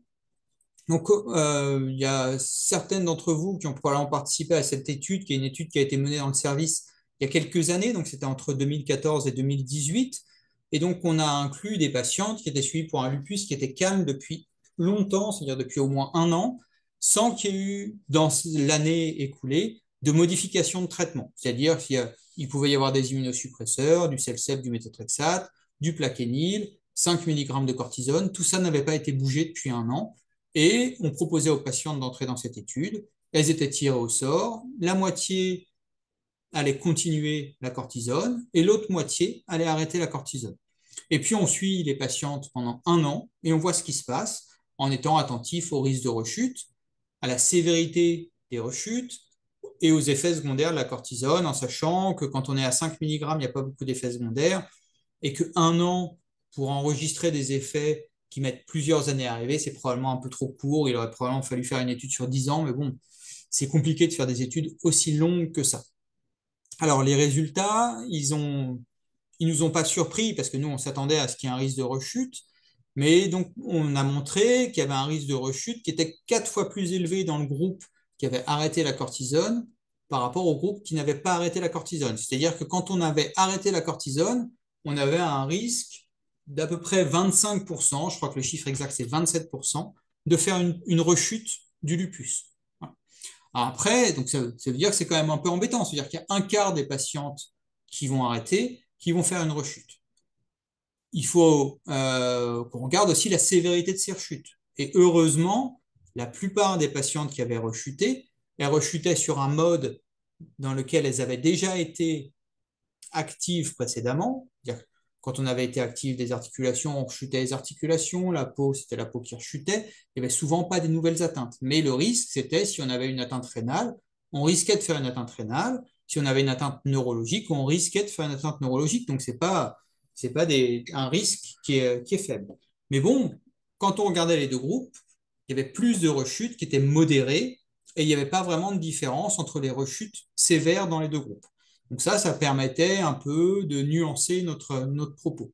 Et si on regarde le verre, c'est pour ça qu'il y a ce petit schéma en bas, le verre à moitié plein ou le verre à moitié vide, bah, s'il y en a un quart qui rechute, ça veut dire qu'il y en a trois quarts qui vont pas rechuter quand on a arrêté la cortisone. Donc il y a trois quarts des patientes qui n'ont pas de rechute, en tout cas pendant l'année écoulée, peut-être qu'il y aura des rechutes après, pas de rechute pendant l'année écoulée, et qui n'ont plus de corticoïdes. Donc c'est pas négligeable non plus. En tout cas, voilà, ça peut freiner, ça peut être une inquiétude pour arrêter les corticoïdes. Donc ça, c'était pour vous montrer. Ça, c'est le graphique qui est issu de l'étude. En bleu, c'est les patientes qui ont arrêté la cortisone. En rouge, c'est les patientes qui ont continué. Et on voit que l'ordonnée, c'est le risque de rechute. Donc, il y a plus de rechute entre les patientes, chez les patientes qui ont arrêté la cortisone par rapport aux patientes qui sont en rouge, qui ont continué la cortisone. Alors, malgré tout, est-ce qu'on peut arrêter les corticoïdes au cours du lupus? Est-ce que dans certaines situations, on peut arrêter les corticoïdes? Eh bien, on ne va pas avoir tous la même réponse. Moi, je vais vous donner une réponse, mais certains médecins du service ne sont peut-être pas d'accord avec moi. On a tous des attitudes un peu différentes en fonction de la manière dont on interprète cette étude. Même si c'est nous qui l'avons faite, on peut avoir un regard différent sur cette étude, si on voit plutôt le verre à moitié plein ou à moitié vide. En tout cas, moi, ce que je pense, mais je ne m'engage pas pour mes collègues, c'est que dans un groupe sélectionné de patients, on peut discuter d'un arrêt. et il y a certains patients pour lesquels il vaut mieux pas arrêter les corticoïdes. Alors, ce groupe sélectionné chez lesquels on peut discuter d'un arrêt, il faut que la maladie elle soit stable depuis longtemps. Il n'est pas question d'arrêter les corticoïdes à quelqu'un qui fait une grosse poussée il y a 1 mois, il y a 3 mois, voilà. Donc, il faut se mettre un peu dans la situation de l'étude, c'est-à-dire qu'il faut plus d'1 an sans pousser. Il ne faut pas qu'il y ait eu de, traitement de modification de traitement récente. On ne va pas arrêter les corticoïdes alors qu'on vient d'introduire un traitement par Benlysta ou par Cellcept. Ça n'aurait pas de sens. Donc, il faut aussi que le traitement il soit stable depuis longtemps. Et ça, je pense que c'est vraiment super important. Il ne faut pas non plus qu'il y ait eu de poussée sévère. On sera beaucoup, beaucoup plus réticent, et à raison, à mon avis, d'arrêter les corticoïdes quand il y a une atteinte rénale du lupus, même si c'était il y a longtemps, ou a fortiori une atteinte neurologique du lupus. Donc, ça dépend beaucoup du passé de la patiente et on ne va pas l'arrêter chez n'importe qui. Dans tous les cas, on va prescrire un arrêt progressif du traitement. Ça ne va pas être un arrêt brutal, je vous ai expliqué pourquoi. Donc, on va soit baisser progressivement, soit remplacer par l'hydrocortisone, tester, s'assurer que tout se passe bien. Un truc sur lequel j'insiste beaucoup, moi, avec mes patientes, c'est qu'il faut que ce soit au bon moment de la vie. Et en fait, tous les moments ne sont pas opportuns pour arrêter la cortisone. Si c'est une jeune patiente qui va passer le bac dans 2 mois, bah, ce n'est pas une bonne idée de lui arrêter la cortisone, même si elle a très envie, je vais essayer de la dissuader. Si j'ai une patiente qui va se marier, bah, c'est pareil, c'est peut-être pas une bonne idée d'arrêter. S'il y a un voyage important prévu, s'il y a une grossesse qui est planifiée, c'est pas le bon timing non plus. Donc on laisse passer les événements de vie et puis on voit après, on rediscute ensemble, c'est une décision qui est conjointe. Est-ce que c'est le bon moment pour tenter d'un arrêt en ayant pleinement conscience qu'il y a un risque de rechute qui n'est pas négligeable. Et puis bien sûr, c'est mieux si les patientes elles ont compris le risque, qu'elles en ont pris la pleine mesure, qu'elles connaissent les signes qui doivent les faire reconsulter en urgence, qu'elles ont un moyen de contacter le médecin si on a arrêté, parce qu'il y a un risque de rechute et qu'on peut être amené à faire marche arrière et à reprendre les corticoïdes. Ce dont il faut bien avoir conscience, parce que c'est parfois une grande déception, c'est que si on arrête les corticoïdes et qu'il y a une poussée, et ben les corticoïdes, si on les reprend, on peut être amené à les reprendre à une dose beaucoup plus importante. Et il faut avoir bien ça à l'esprit, parce que si on arrête les corticoïdes et qu'il y a une atteinte rénale du lupus, et ben on va se retrouver avec 30, 40, 50 mg de cortisone. S'il y a une atteinte péricardique ou une atteinte pleurale, donc autour du cœur, autour des poumons, ben c'est pareil, on va se retrouver facilement à des doses de 20, 30 mg de cortisone, parfois des perfusions. Donc parfois, ça peut être vraiment mal vécu parce que cette rechute, ça peut être un grand retour en arrière. Donc, nous, on a coutume de dire qu'il vaut parfois mieux garder une toute petite dose de cortisone, 5 mg de cortisone au long cours. Il n'y a pas beaucoup d'effets secondaires. C'est une dose qu'on maîtrise bien. Plutôt que d'aller faire le yo-yo en permanence en faisant des allers et retours avec des fortes doses de cortisone où là, il y aura un risque de faire des effets secondaires qui sera plus important. Ouais, je crois que on est arrivé à ma conclusion. Donc, vous avez compris, c'est un médicament qui fait peur, les corticoïdes, parce qu'il y a beaucoup d'effets secondaires, mais c'est un médicament pour lequel il n'y en a pas d'équivalent. C'est un médicament qui a une efficacité qui est inégalée à l'heure actuelle et on n'a aucun remplaçant aussi efficace de la cortisone. Moi, je pense que l'information, l'éducation des patientes, c'est vraiment capital et qu'il faut être informé des effets secondaires, qu'il faut être informé de la manière de les prévenir et puis des risques éventuels à arrêter la corticothérapie brutalement. Et puis, il faut bien s'assurer qu'on a les mesures associées à la cortisone, qu'on a discuté de l'alimentation, de l'activité physique, qu'on a prescrit les quelques médicaments qui sont nécessaires en accompagnement. Et puis, ça, c'est vraiment super important. Vous l'avez compris, je pense que j'ai insisté lourdement là-dessus. On doit diminuer et arrêter les médicaments uniquement sur une prescription médicale. Et il faut jamais, jamais le faire brutalement. On s'expose à un risque de rechute, mais aussi à un risque d'insuffisance corticotrope potentiellement grave si on arrête brutalement le traitement. Donc, l'arrêt du traitement, il peut être discuté avec votre médecin en fonction de vos manifestations, de votre passé médical. J'ai dit on n'arrête pas les traitements si on a une poussée sévère et récente. Et puis en fonction du timing, je vous ai dit s'il n'y a pas d'événement de vie prévisible. Et puis il faut savoir que nous, à chaque fois quand on prescrit un médicament, un médecin, ce qu'il a toujours à l'esprit, c'est le rapport entre le bénéfice et le risque. Et donc quand on vous prescrit un médicament, c'est qu'on pense que le bénéfice que vous l'ayez, il est plus important que le risque auquel il vous expose. Donc même quand on prescrit 5 mg pendant très longtemps, c'est qu'on pense qu'il y a encore un bénéfice du médicament et que ce bénéfice, il excède le risque des effets secondaires du médicament. Et c'est vraiment là-dessus que j'insiste parce que c'est à ça que nous, on pense à chaque fois qu'on prescrit un médicament. Et je termine juste. Alors, voilà, si vous voulez aller un peu plus loin, il y a quelques ressources dont vous pouvez disposer en ligne, notamment sur le site de la FAI2R, donc la filière qui organise la prise en charge des maladies auto-immunes.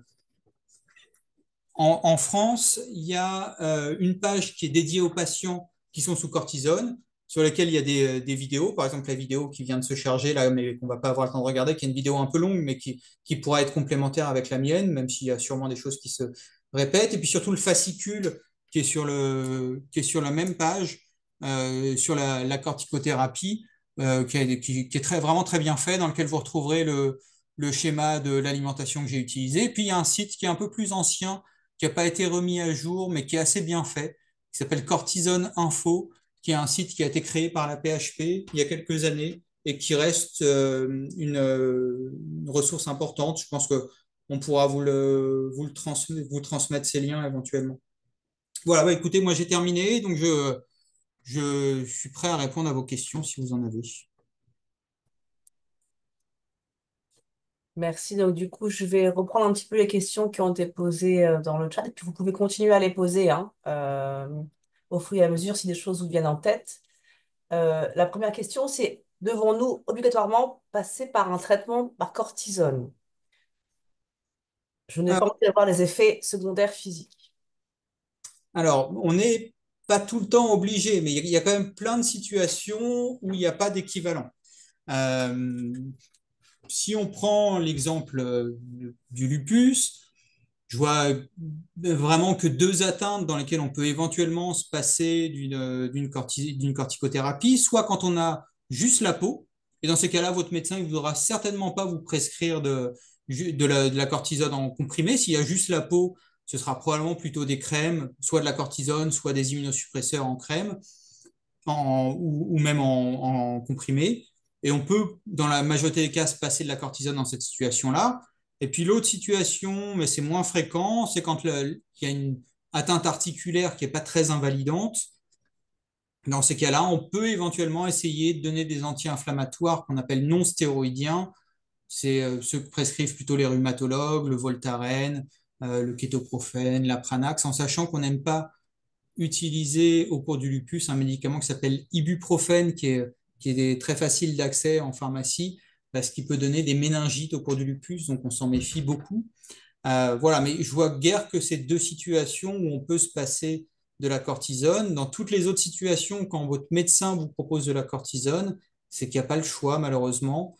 Voilà. Mais j'espère vous avoir convaincu que quand on prend les bonnes mesures associées à la cortisone, dans ces cas-là, on peut vraiment limiter les effets secondaires. Il y a certains patients qui, parfois au prix d'un peu de rééquilibrage alimentaire ou au prix de s'être mis à une activité physique, qui n'ont aucun changement. Voilà, c'est parfois un peu difficile à prévoir. On a du mal, nous, à savoir qui va faire des complications de la cortisone et qui ne va pas en faire.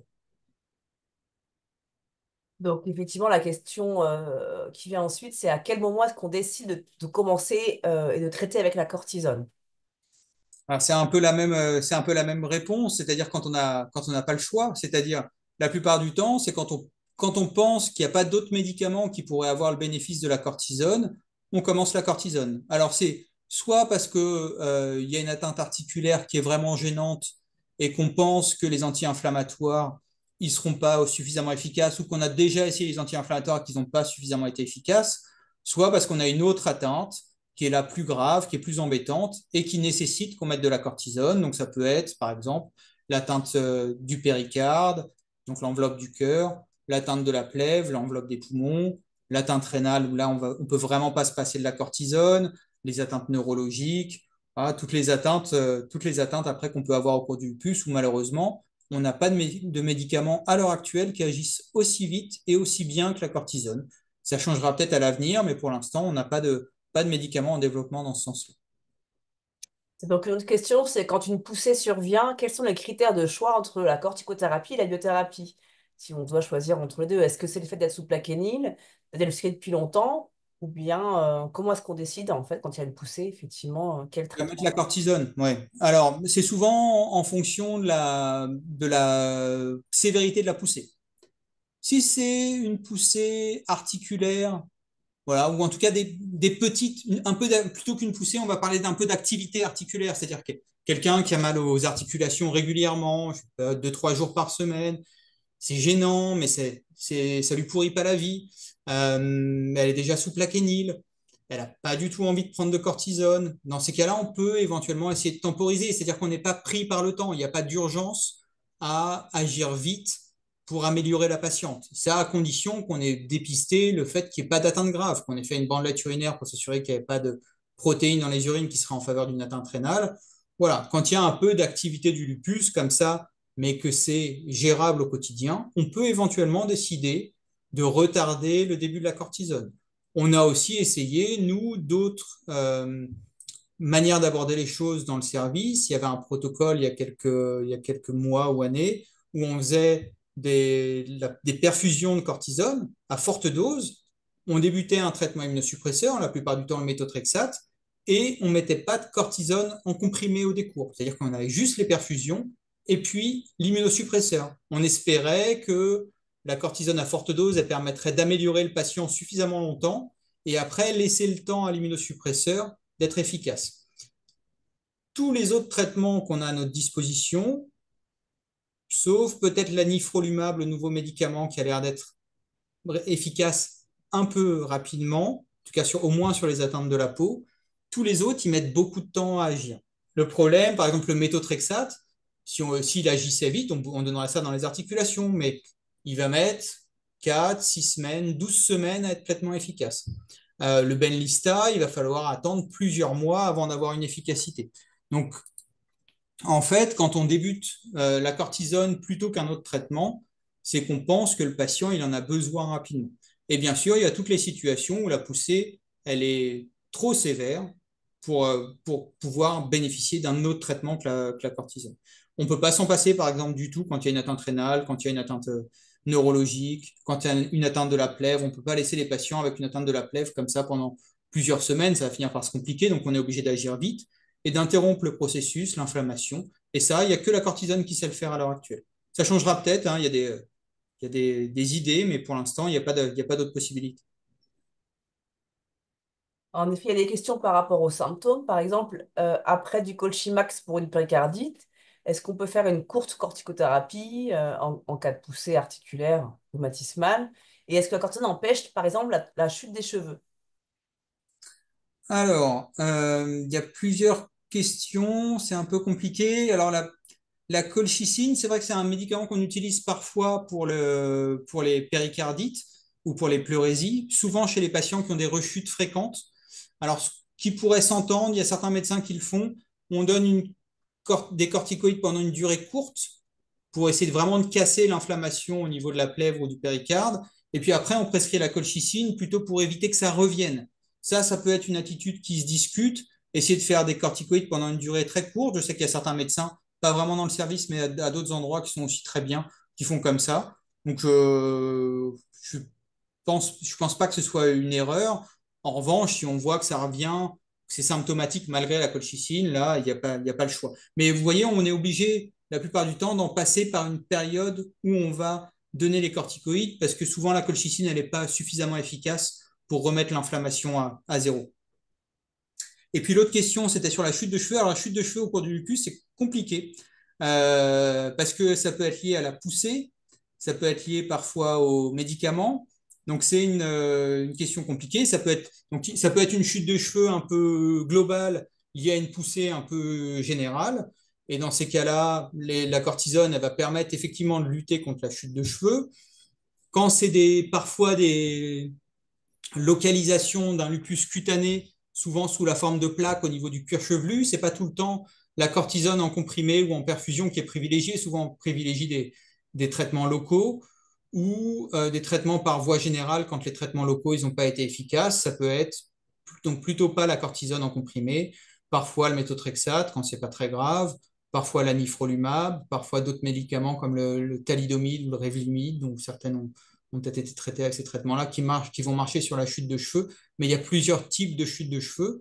Et puis, il y a certains médicaments qui peuvent accélérer un peu le cycle du cheveu et le raccourcir, donc, et le faire un peu tomber. Par exemple, quand on a de l'endoxan, quand on a fait une poussée très grave de lupus, ça peut un peu faire tomber les cheveux. Le méthotrexate, il peut faire un peu tomber les cheveux, mais ce n'est pas des plaques, c'est plutôt que ça accélère un peu le cycle du cheveu. Et ça repousse après derrière, quand c'est une accélération qui est liée au médicament. Il y a un petit peu des questions sur les modalités de prise. Quel est l'avantage d'avoir la voie intraveineuse plutôt que la voie orale? Alors, je ne suis pas du tout entré dans ce genre de détails, mais il y a des avantages qui sont pharmacologiques. En fait, on sait que quand on donne des doses à partir de 250 milligrammes, qu'on pourrait aussi donner en comprimé, mais c'est un peu fastidieux de donner 250 milligrammes en comprimé, donc on préfère le faire par voie intraveineuse, on va agir à un autre niveau que quand on donne la cortisone à faible dose. On va agir, on dit, alors c'est un peu compliqué, je suis désolé, mais à un niveau non génomique, c'est-à-dire qu'on ne va pas agir sur le génome, mais on va agir sur la cellule, sur l'enveloppe de la cellule, et pas au niveau du génome de la cellule. Ou quand on donne de la cortisone à petite dose, on peut interférer avec le génome de la cellule et la manière dont il s'exprime. Là, on va agir sur la surface de la cellule quand on donne des fortes doses. Et quand on agit sur la surface de la cellule, ça agit beaucoup, beaucoup plus vite, avec des effets qui se font sentir en quelques heures, alors que les effets sur on dit génomique, sur l'expression des gènes de la cellule, ça va mettre souvent plusieurs jours ou plusieurs semaines. Donc l'intérêt de la voie intraveineuse, c'est souvent de pouvoir administrer des fortes doses et d'utiliser cette voie-là non génomique qui va agir beaucoup plus rapidement. Y a-t-il une heure adaptée à la prise de cortencil le matin? Et faut-il la prendre régulière ou ce n'est pas très dérangeant? Alors ça, nous, on est souvent confrontés surtout les adolescentes, elles ont parfois un peu de mal avec la prise du matin. Il faut la prendre quand on se réveille. Globalement, il ne faut pas mettre le réveil pour prendre la cortisone, à mon avis. Si on fait la grasse matinée, on prend la cortisone en se réveillant à 11 heures, à midi, je ne sais pas. Après, il faut savoir que plus on le prend tard, la cortisone, plus on aura des difficultés à dormir. Voilà, le sommeil, il risque d'être un peu de moins bonne qualité, donc ça peut être un peu un cercle vicieux. Si on prend tard la cortisone, on va se coucher encore plus tard parce qu'on n'arrivera pas à dormir, on va se réveiller encore plus tard, et ainsi de suite. Donc voilà, le moment le plus physiologique pour prendre la cortisone, c'est probablement aux alentours de 8 heures. Bon, si on n'est pas réveillé, on va pas mettre le réveil pour ça. Donc voilà. Et puis si on prend un jour à 8 heures, un jour à 9 heures, un jour à 10 heures, c'est pas grave. Il faut surtout pas l'oublier, en fait. C'est ça le plus important. Il faut pas être extrêmement rigoureux sur l'heure de prise. Il faut être très rigoureux sur la prise tout court et pas sauter des prises parce que ça, à la fois, c'est dangereux pour l'équilibre du lupus. À la fois, vous avez compris que c'est dangereux de ne pas avoir les traitements par cortisone si on est victime d'un stress, d'une agression. Donc, on peut prendre quand on se réveille. Et c'est mieux souvent de le prendre avec un petit déjeuner parce que ça améliore un peu la tolérance, notamment sur le plan digestif. Ça peut être un peu agressif, donc il vaut mieux le prendre au cours d'un petit déjeuner. Pour les patientes qui ne prennent pas du tout de petit déjeuner, c'est pas mal d'avoir quelque chose quand même avec. Alors Et maintenant, pardon. ouais, si on l'oublie le matin, on peut le prendre le midi. Et il faut le prendre en fait. Il faut le prendre quand on y pense. Des questions maintenant sur les mesures d'accompagnement et les complications donc, de la corticothérapie. Est-ce que c'est obligatoire, les mesures d'accompagnement type justement calcium, médicaments et tout ça associé? Est-ce que c'est obligatoire? Alors, obligatoire non, mais c'est quand même fortement conseillé. S'il y a une seule chose que je mets systématiquement sur l'ordonnance, c'est de la vitamine D. Je pense que c'est la seule chose qui est vraiment obligatoire.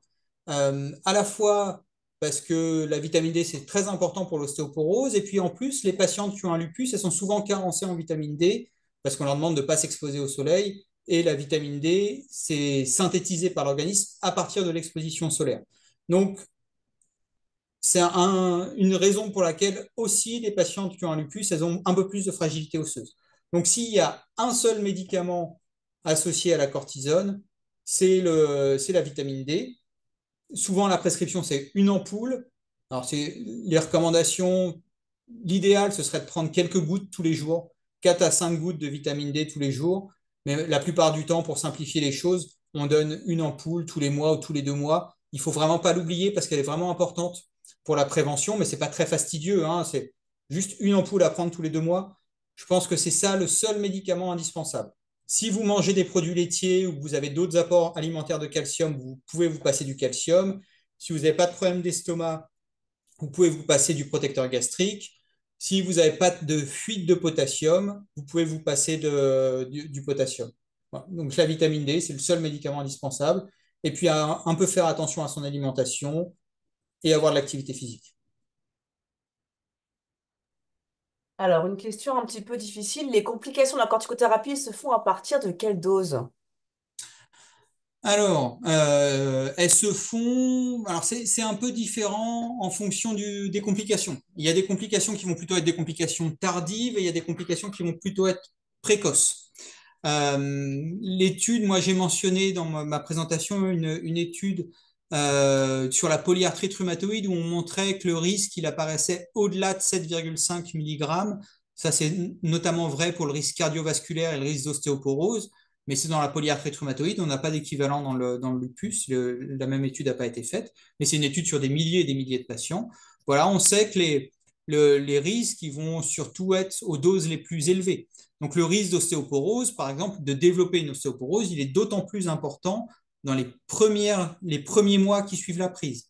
Après, le risque cardiovasculaire, par exemple, ça ne va pas être dans les premiers mois, ça va être ça sur des mois, des années de prise de cortisone à des doses élevées, et puis même peut-être d'activité du lupus. En fait, c'est toute la complication, c'est qu'il y a certains effets secondaires tardifs qui ont été attribués à la cortisone, mais pour lesquels l'activité du lupus, elle peut être aussi responsable.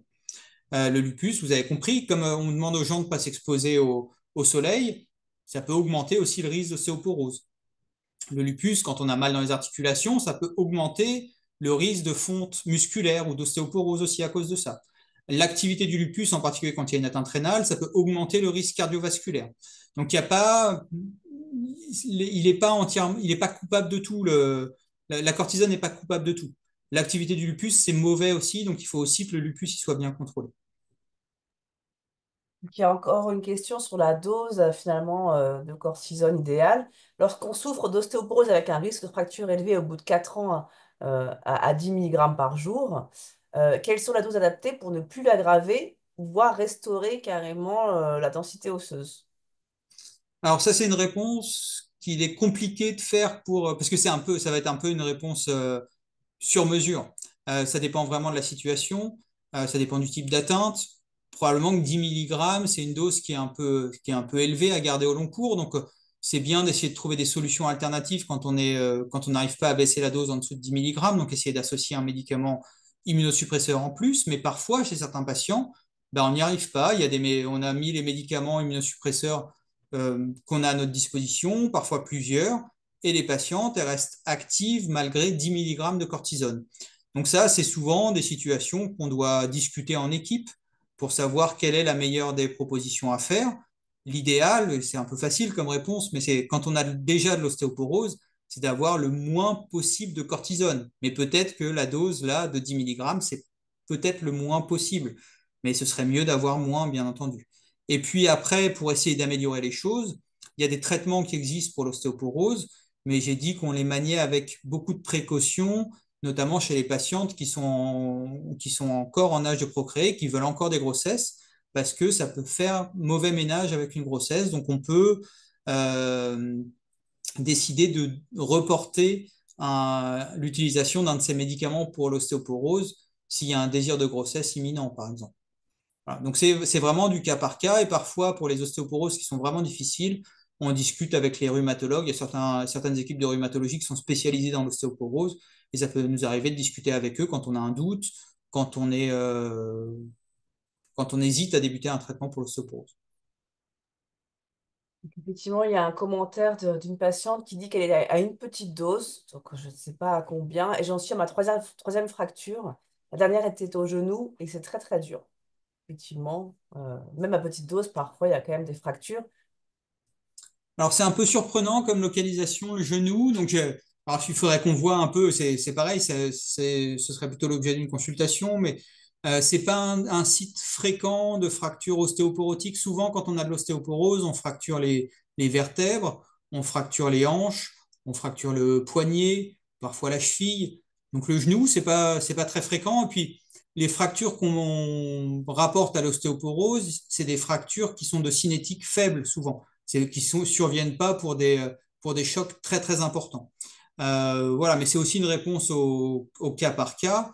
Quand on a eu des fractures, on peut être amené à donner des traitements contre l'ostéoporose, y compris chez des jeunes femmes, ça arrive, et c'est typiquement le genre de situation qui peut être discuté avec un rhumatologue. Donc, faut en discuter avec votre médecin. Il y a plein de nouveaux traitements pour l'ostéoporose maintenant. Je ne sais pas si vous les avez reçus, si vous les avez pas reçus, mais il y a plusieurs possibilités. Alors peut-être aussi, je ne sais pas, que c'est l'ostéonécrose, c'est un petit peu différent. Peut-être qu'on peut essayer de bien différencier ostéoporose et ostéonécrose. Ah, c'est une question ou c'était une remarque, Micheline? Non, c'est plutôt une remarque parce que c'est Une vrai que remarque, oui, parce que le genou, c'est vrai que c'est un site où on s'attend plutôt à ce qu'il y ait de l'ostéonécrose plutôt que de l'ostéoporose. Et ça, c'est vraiment deux choses différentes et qui vont pas du tout se prendre en charge de la même manière. Malheureusement, quand on a des ostéonécroses, il n'y a pas beaucoup de traitements qui soient efficaces et la plupart du temps, c'est des traitements qui sont chirurgicaux, mais qu'on entreprend uniquement quand on peut plus rien faire d'autre. Quand l'ostéonécrose, elle est trop avancée que c'est trop difficile à vivre, dans ces cas-là, on fait une chirurgie. Mais il faut que le lupus soit bien équilibré, que les traitements immunosuppresseurs n'aient pas été changés, que la cortisone soit basse. Voilà. Mais effectivement, ça pourrait suggérer de l'ostéonécrose.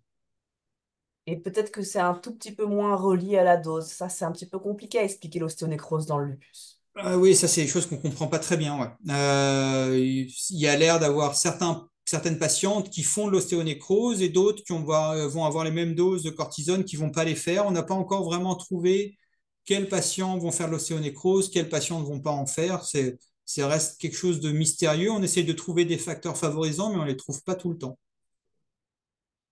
Peut-être que le lupus lui-même plus que la cortisone est responsable des ostéonécroses. Il y a des personnes qui pensent que c'est l'activité du lupus qui est responsable de l'ostéonécrose. Peut-être que c'est un mélange entre un lupus très actif et des doses de cortisone qui sont très élevées.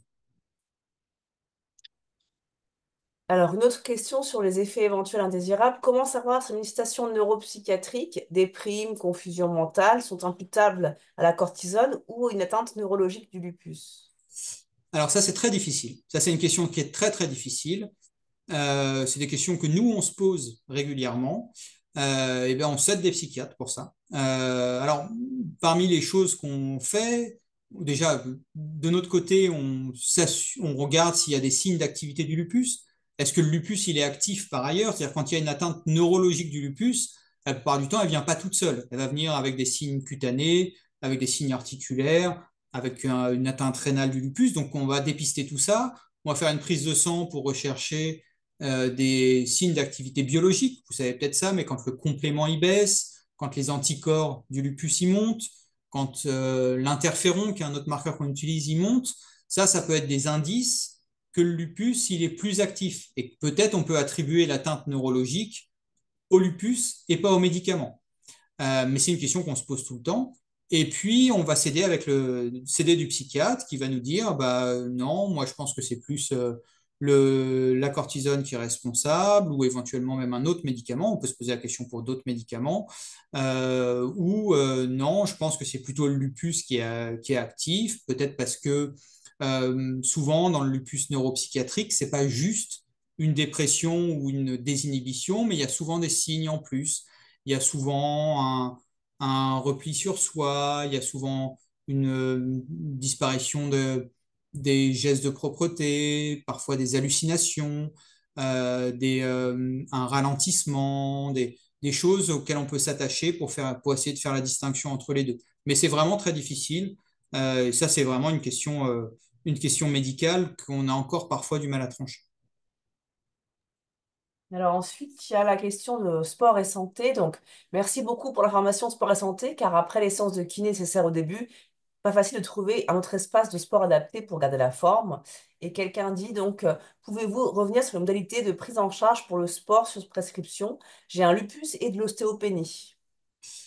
Alors ça, peut-être que tous les médecins sont pas encore au courant parce que c'est un dispositif qui est relativement récent. Donc n'hésitez pas à en discuter avec vos médecins, notamment vos médecins traitants. Ils sont peut-être, comme ils sont plus insérés localement que nous, ils pourront sûrement être de bons conseils à ce sujet-là. Mais moi, à chaque fois que j'ai regardé pour des patients à qui je proposais de l'activité physique adaptée, je me suis rendu compte que la mairie de leur ville ou la mairie de la ville d'à côté organisait des choses. Donc, c'est très simple, il suffit d'être pris en charge à 100%. Ça, c'est la condition sine qua non pour que ce soit pris en charge par la sécurité sociale. Et donc, le lupus fait partie des maladies qui peuvent être prises en charge à 100% et des maladies qui peuvent justifier d'une activité physique adaptée. Il suffit de faire une ordonnance activité physique adaptée dans le cadre d'un lupus avec ostéopénie, par exemple. Et puis après, les patients s'adressent à, donc souvent, c'est des structures qui s'appellent maisons sport santé. À chaque fois que j'ai trouvé, moi, c'était sur des sites départementaux, sur les sites de mairie.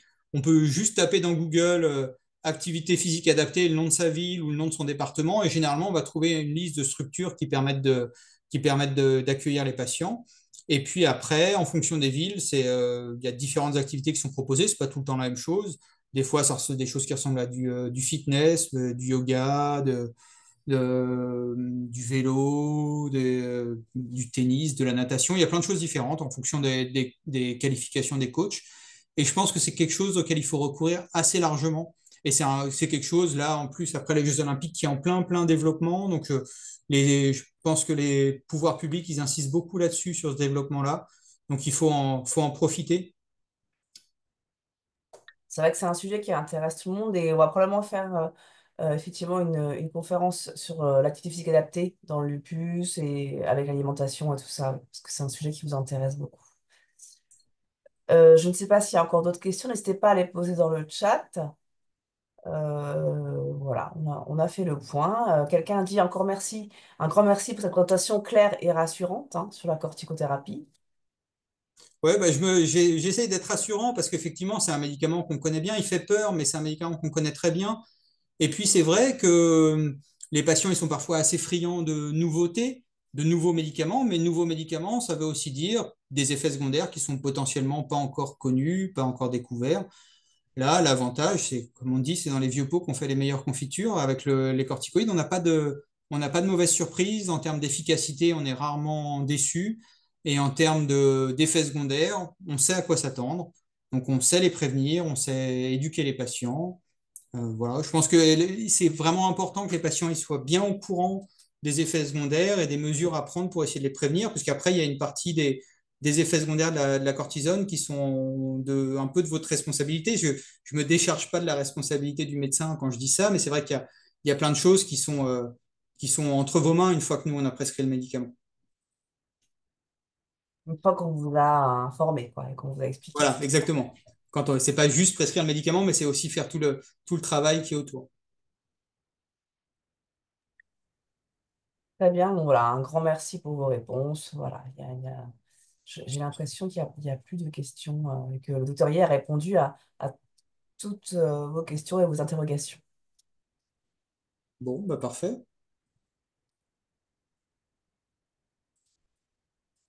On fait Alors, alors une dernière une question. question pour la route. Oui, c'est une bonne question. Une fois qu'il y a eu une prise de poids avec une prise de cortisone à forte dose, est-il possible de perdre du poids par la suite, même avec une prise chronique à 5 mg par jour? Oui, alors j'ai eu du mal. Alors c'est très difficile parce que les prises de poids parfois elles sont surprenantes. Parfois elles surviennent alors qu'on a baissé les doses. Les patients ils n'avaient pas du tout de prise de poids et puis on passe sous 10 milligrammes et ils prennent du poids. Alors parfois c'est parce que on relâche un peu trop tôt la tension et la prise de poids peut être un peu tardive. Pour ce qui est d'une perte de poids qui serait installée, est-ce que c'est possible de perdre quand on est à 5 milligrammes? La réponse est oui. Mais ça dépend beaucoup aussi, à mon avis, du métabolisme du patient. Il y a des patients pour lesquels ça va être très facile et simplement le fait de baisser à 5 va leur faire perdre tout le poids qu'ils avaient pris éventuellement quand ils avaient des dosages plus élevés. Et puis, il y a des patientes pour lesquelles ça va être beaucoup plus difficile. Elles vont avoir du mal à se départir des kilos qu'elles ont pris pendant la corticothérapie. C'est pour ça que je pense qu'il faut insister sur l'activité physique, moi, à ce moment-là. Mais c'est pas des choses, les prises de poids sous cortisone ne sont pas irréversibles. Mais quand ça survient et qu'il y a des difficultés pour perdre le poids, nous, on travaille avec un service de nutrition qui est juste à côté du nôtre dans le même bâtiment et on peut volontiers y adresser des patientes qui souhaiteraient être aidées pour leur perte de poids. Mais c'est pas irréversible, mais en fonction du métabolisme des patientes, c'est plus ou moins facile. Très bien. Oui, il y a encore un commentaire sur le poids avec une prise de poids de 30 kilos après une rechute avec atteinte neurologique. Bon, ouais, effectivement, il y a des prises de poids parfois qui sont... Ouais, on a bien conscience de ça. Et puis c'est vrai qu'en plus, il y a certaines situations où c'est difficile de se limiter sur les prises alimentaires et tout ça. Donc où c'est difficile d'avoir de l'activité physique parce qu'on avait une atteinte qui était trop sévère pour pouvoir faire de l'activité physique. C'est pour ça que de temps en temps, on prescrit de la kiné dans un premier temps pour essayer de renforcer les muscles. Mais quand on a une atteinte neurologique, qu'on a été alité pendant longtemps, il y a le poids de l'alitement qui se surajoute au poids de la corticothérapie. Et c'est parfois très difficile. Ouais. Mais bon, c'est vrai qu'on n'a pas, sur une atteinte neurologique, par exemple, il n'y a rien qu'on puisse faire pour se passer de la cortisone. C'est vraiment un médicament indispensable. Et on sait bien, on sait que de temps en temps, ça met les patients dans des situations difficiles de prise de poids, mais quand on le fait, c'est qu'on n'a pas d'alternative. Alors, une autre question qui arrive, c'est peut-on faire des insomnies, mais en prenant le cortisone le matin? Comment éviter ça? Alors oui, on peut faire des insomnies même en prenant la cortisone le matin. Et c'est pareil, il y a eu beaucoup une question de sensibilité. Il y a des patients, même à 10-12 milligrammes, pris religieusement à 8 heures le matin, qui ont des difficultés à dormir. Ma réponse va être la même qu'à chaque fois. Il faut avoir une activité. Il faut essayer d'avoir des activités dans la journée qui vont vous fatiguer. Il faut essayer de prendre les prises plus tôt le matin, hein, cette fois-ci, ça c'est sûr. Et puis parfois on peut aider. Alors moi j'aime pas du tout les somnifères. On en devient très facilement dépendant. Mais on peut essayer d'améliorer les choses en rétablissant un peu le rythme, avec de la mélatonine, par exemple. Ça, c'est un médicament qu'on utilise de temps en temps. C'est pas tout le temps efficace, mais l'idée pour les insomnies, c'est d'essayer d'avoir une hygiène de vie la plus irréprochable possible, avoir une alimentation correcte, avoir une activité physique, essayer de se passer des écrans. J'ai l'impression d'être un donneur de leçons quand je dis ça, mais il faut essayer d'avoir une hygiène de vie vraiment la plus irréprochable possible pour essayer d'améliorer l'insomnie. Alors, c'est vrai qu'on nous signale quand même quand il y a de la fatigue, c'est pas évident d'avoir une activité physique. Bon, Ouais, alors je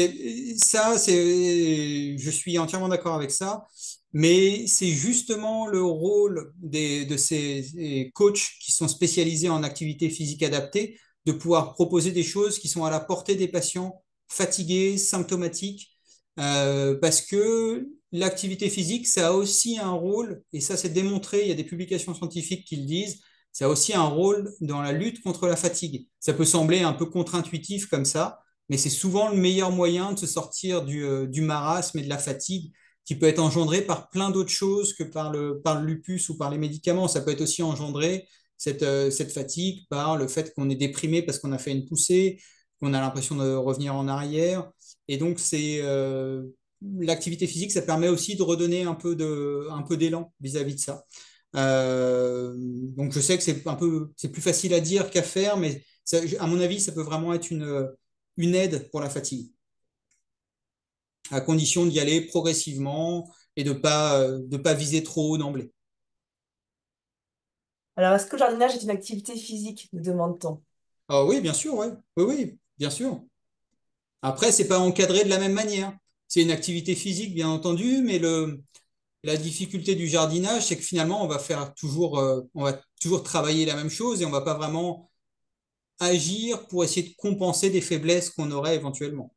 Enfin, sauf si on fait du jardinage de manière consciente pour essayer d'améliorer ces difficultés. Il y a une autre problématique qui est évoquée avec la prise de poids, effectivement, c'est la répartition qui n'est pas toujours très... voilà. Et effectivement, quelqu'un dit, moi j'ai pris au niveau du dos et de la poitrine, et malgré l'alimentation équilibrée. Donc ça, c'est vrai qu'il y a ce problème avec les corticoïdes aussi.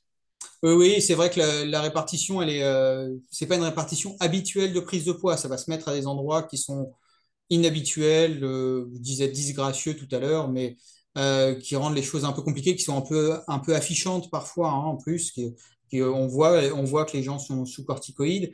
Il n'y a rien qu'on puisse faire, malheureusement, pour lutter contre cette prise de poids préférentielle à certains endroits. On sait pas exactement pourquoi c'est à ces endroits-là et on ne sait pas comment empêcher que ce soit à ces endroits-là. Il n'y a rien qu'on puisse faire à part les mêmes recommandations d'alimentation équilibrée et d'activité physique. Donc voilà, il y a une question sur les chirurgies, tout ça, c'est très compliqué, donc c'est au cas par cas, mais les chirurgies sur des répartitions comme ça, c'est... Ouais, faut vraiment se méfier de la chirurgie dans l'absolu parce que c'est de la chirurgie esthétique et c'est la seule chirurgie qui a une obligation de résultat, la chirurgie esthétique. Et la chirurgie esthétique, le résultat, il peut pas être garanti quand on a eu des corticoïdes à forte dose parce que la cicatrisation va pas être bonne. Parce que on peut marquer, avoir des ecchymoses, on peut avoir des infections en post-opératoire. Il faut aussi prendre en compte qu'il y a peut-être en plus de la cortisone des traitements immunosuppresseurs qui peuvent contre-indiquer la chirurgie esthétique. Donc tout ça, c'est à prendre avec beaucoup de pincettes. Il faut en discuter avec son médecin, vraiment au cas par cas. Parfois, on s'expose à un risque d'aggraver encore un peu les choses si on fait de la chirurgie esthétique. Donc, je pense ça doit être mûrement réfléchi si c'est fait et puis discuter avec son médecin. Alors, effectivement, c'est un sujet qu'on n'avait pas abordé, le risque d'infection. On nous demande aussi pour la médecine esthétique, est-ce que c'est contre-indiqué du coup avec les corticothérapies? La chirurgie esthétique, c'est ça? La médecine esthétique. Ah, la médecine Et, esthétique en général. Bah, pour les raisons que j'ai exposées de problèmes de cicatrisation, je pense qu'il ne faut pas le faire à des doses élevées, ça c'est sûr. Si j'ai déjà, moi, autorisé, par exemple, des injections d'acide hyaluronique, des choses comme ça. Euh, Quand on était à des petites doses de cortisone, aux alentours de 5 mg, mais je ne crois pas que ce soit raisonnable de le faire avant ça. Voilà, mais ça se discute au cas par cas aussi en fonction des autres médicaments. Parce que les autres médicaments, s'il y a du Celsep, du méthotrexate, des biothérapies, ça va encore augmenter le risque d'infection. Voilà. Globalement, le risque infectieux, quand on est à 5 mg de cortencil et qu'on n'a que du plaquenil, par exemple, il est plus très élevé. Mais ça se discute au cas par cas. Pareil, de la même manière, moi, ça m'est arrivé d'autoriser des tatouages quand les patients m'ont demandé mon avis, quand on était sur des petites doses de cortisone. Voilà. À des doses plus élevées, ça me semble risqué parce que le résultat, il n'est pas garanti dans ces cas-là. Un tatouage qui cicatrise mal, bah, ça ne va pas être très joli. Et c'est pareil, si on fait une injection, si on fait de la médecine esthétique à des doses un peu trop élevées, le résultat va plus être garanti parce que la cicatrisation peut être mauvaise. oui, on l'avait évoqué l'année dernière avec le docteur Chassé, avec le dermatologue, hein, qui avait dit que c'était possible de faire un tatouage ou des injections quand on avait un traitement équilibré, pas trop de cortisone. Il avait été d'accord avec cette démarche aussi. Et donc, j'ai un commentaire qui dit, voilà, vous êtes bienveillant parce qu'il y a parfois des médecins qui sont complètement contre et qui ne sont pas du tout ouverts à la discussion. Ouais, alors ça, il y a peut-être aussi des questions de génération. Ouais. Mais oui, après, dans tous les cas, moi, je préfère discuter de ces choses-là ouvertement avec mes patients. Je trouve ça plus simple. Voilà, bah, comme ça, on a pu élargir et aborder d'autres sujets, effectivement, qui n'avaient pas été évoqués, comme le risque infectieux et la prise de poids et tout ça, sous corticothérapie. Conclure. Bon, bah, merci de votre attention. Puis j'espère que ça a répondu à la majorité de vos questions. N'hésitez pas à aller voir les ressources que je vous ai mises qui pourront compléter mon exposé.